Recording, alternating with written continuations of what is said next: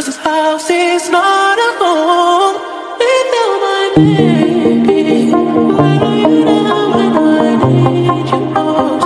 I give it all just to hold you close. Sorry that I broke your heart,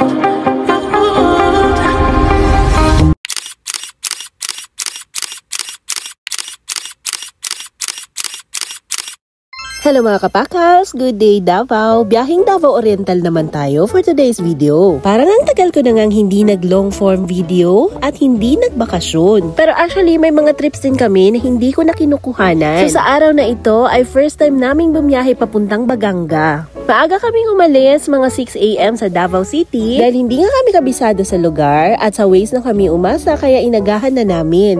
Dapat pala kasama ko mga kapatid ko kaya lang nag last minute cancel sila kaya kami na lang. Nung paakyat na kami ng bundok ay parang tumaan kami sa bituka ng manok. Liko dito, liko doon, akyat, baba. Tapos may mga kasunod na liko ulit. Tinahak namin itong Compostela Road dahil halos wala kami nakakasalubong na sasakyan. Tahimik dito. Hindi ko alam kung nakakapanatag ba o nakakatakot. Alam nyo naman, overthinker tayo. Pero sa totoo lang, along the way, nagiging kampante na rin ako. Para kasing exclusive ang trip at ilan lang yung mga nakakasalubong namin. Kasi kung dadaan pa kami ng Mati, mas mahaba pa yung biyahe. Dito na rin kami dumaan para makita namin ang Aliwagwag Falls. Nung makita namin to, alam naming malapit na kami dun. At nun ngang makarating kami, sobrang na-enjoy namin at na-amaze kami sa likha ng ating Panginoon. Napakaganda nito. Medyo kalmado yung buhos ng Aliwagwag Falls nung pagkarating namin kasi sabi nila may mas lalakas pa daw dito.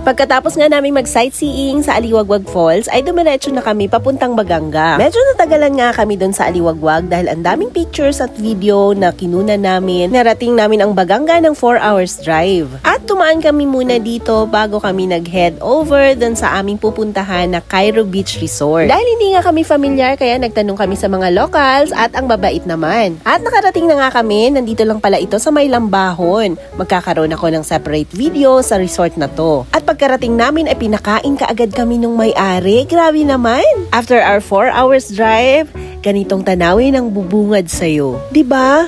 Nakaka-relax. At ipapakita ko sa inyo yung room namin nung andito kami. Simple lang. May own CR kami. Tapos isa sa nagustuhan namin, napakalamig ng aircon. Kaya kung ganitong scene ng stay ang gusto mo, pwede ka dito sa Cairo Beach Resort. Pagkatapos nga namin magpahinga konti, ay lumarga na agad kami. Kita mo naman si Ma'am. Siya yung anak ng may-ari ng Cairo Beach Resort at ni-tour niya kami dito sa Carolina Lake. O diba? Ganito din ba yung host mo? Parang sobra-sobra talaga yung ginagawa nila para sa amin. Dito sa Carolina Lake pala ay walang bayad, walang entrance. Kaya lang yung babayaran mo lang ay yung cottage kung gusto nyong mag-rent para may paglagyan ng mga pagkain na dala nyo. May binibenta din naman sila ditong mga pika-pika at mga inumin kaya pwede din kayong bumili. Maraming ang nahiligo sa lake at napakalamig ng kanilang tubig dito. Nung hinawakan ko, aba, masarap talagang tumampisaw. Kung napanood mo to, aba, ito na ata yung sign na kailangan mong magbaganga. Medyo hapon na nga ito, around 5 PM, kaya hindi na kami nagtagal, umalis na kami para mag-dinner. Dinala din kami ng host namin dito sa Zorbak. 6 years na pala ito silang nagpro-provide ng good food. Syempre, magkakaroon din tayo ng separate video kung ano yung mga kinain namin dito. Kaya kung nagawi ka dito sa Baganga, pwede kayong kumain dito. Kinabukasan nga ay naligo kaagad itong mag-ama ko dahil hindi na nila sinayang yung oras, maagang-maaga pa nga yan. I think mga 6 o'clock gising na sila dahil gusto na nga nilang maligo agad. Kita nyo naman yan, napakaganda ng panahon, diba? Ganda ng kanilang sand, wala kang maapakan ng kahit isang bato. Tapos yung dagat nila ay blue-green. Tama nga yung may-ari, unpredictable yung weather nila dito. Yung mainit pa kanina, biglang. Tapos biglang umulan, tapos makulimlim. Nandito ka sa dagat. Perfect!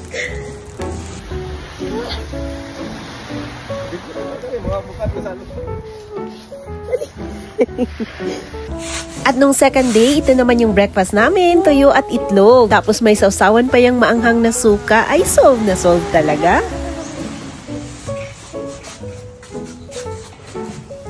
Na-enjoy namin yung pagkain at sobrang na-enjoy namin ang view. Supposed to be, pagkatapos naming mag-breakfast ay aalis sana kami, pupunta kami sa ibang tanawin dito sa Baganga. Gaya ng Hot Spring at San Victor Island sana. Kaya lang whole day, umulan ng malakas.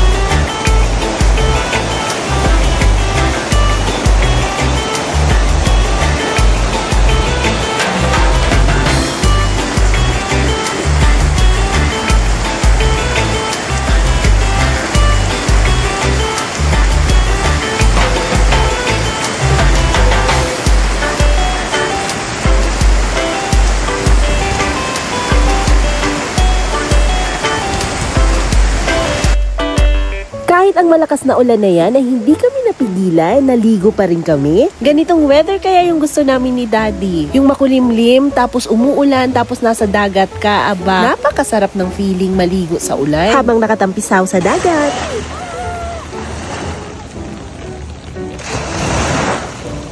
Ano niya eh? Ayaha!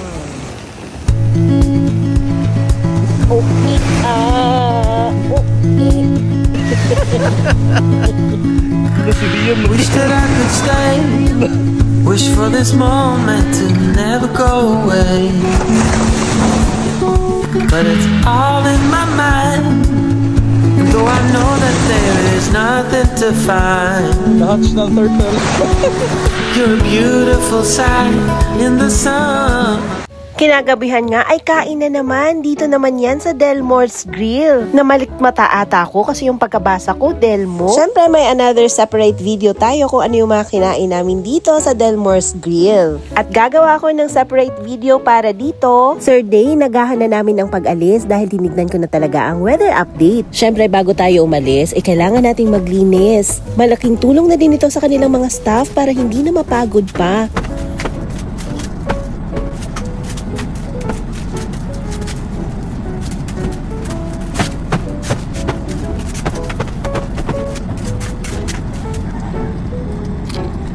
Nagpaalam na kami dahil sabi ko nga kay Daddy at Liam, uulan na naman ng malakas around 10 AM kaya larga na tayo. Napakaganda mo Baganga, Jack. Babalik talaga kami.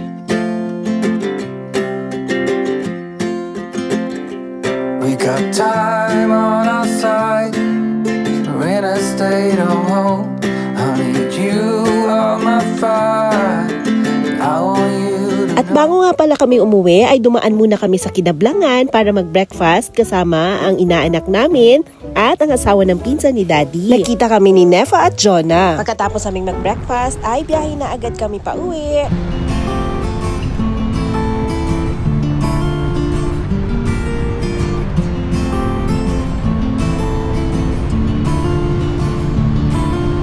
Middle of the road.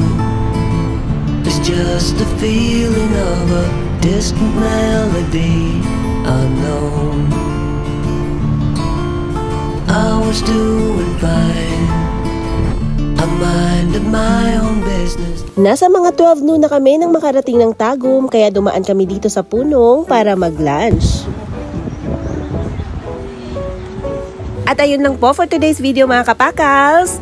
Bye!